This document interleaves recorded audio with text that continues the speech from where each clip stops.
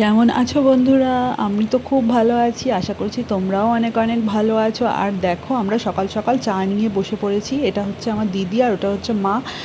আর আজকে হচ্ছে, এটা হচ্ছে বিশ্বকর্মা পুজোর দিন, মানে রান্না পান্তা খাওয়ার দিন। কিন্তু আমাদের মানে আমার শ্বশুরবাড়িতে আর কি সব কিছুটাই টাটকা টাটকা রান্না হয়। আমি সাধারণত ছোটো থেকে যেটা দেখে এসেছি, বা আমার মামার বাড়িতেও যেটা হয়, যে আগের দিনই সমস্তটা রান্না করে রেখে দেওয়া হয়।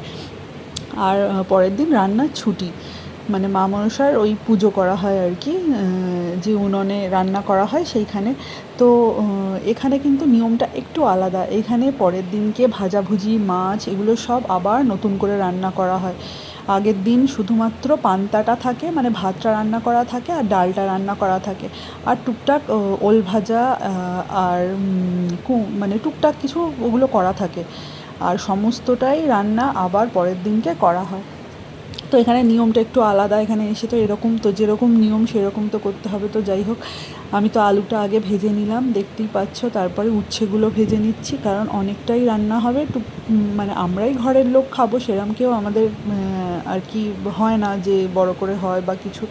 আগে হতো সবাই একসাথে, তখন খুবই আনন্দ হতো, কিন্তু এখন আর হয় না সেটা। এখন আমরা আমাদের মতনই আর কি করি। তো এখানে আমার মা আর দিদি আর কি সেদিন এসেছিলো, সেদিন না তার আগের দিনকে।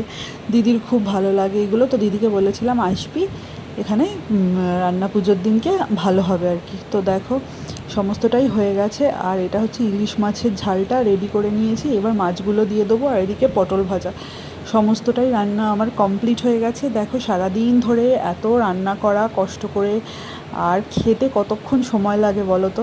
মানে কতদিন ধরে ভাবছি রান্না পুজো আসবে আসবে আসবে, রান্না করব খাবো সব, মানে খেতে 2 মিনিটও সময় লাগে না মানে এরকম একটা ব্যাপার। তো যাই হোক, সবার রান্না পুজো কেমন কাটলো, কেমন খেলে সবাই। আমার ভিডিওটা দিতে একটু দেরি হয়ে গেল জানি। তো যাই হোক, কেমন লাগলো সবার অবশ্যই আমাকে কিন্তু কমেন্ট করে জানিও। Tata, bye bye.